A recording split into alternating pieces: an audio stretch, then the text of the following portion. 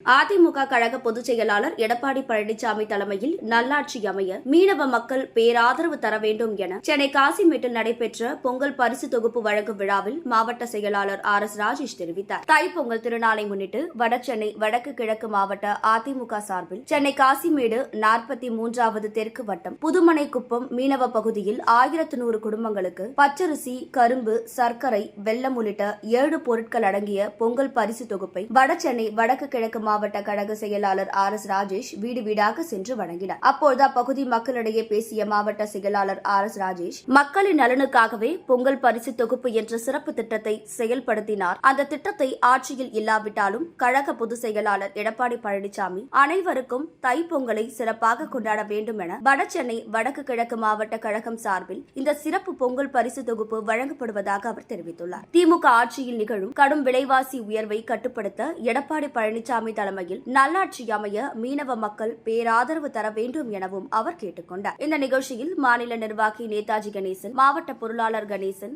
பகுதி செயலாளர் நித்யானந்தம், மாவட்ட நிர்வாகி டைகர் தயாநிதி, வட்ட செயலாளர்கள் அருண் பிரசாத், மக்கள் மகேந்திரன், மகேஷ்குமார், குட்டி, ரமேஷ், லோகு, ஜெயந்தி, சுரேஷ், மணிவண்ணன், சந்தோஷ், தேசப்பன் உள்ளிட்ட பலர் கலந்து கொண்டனர்.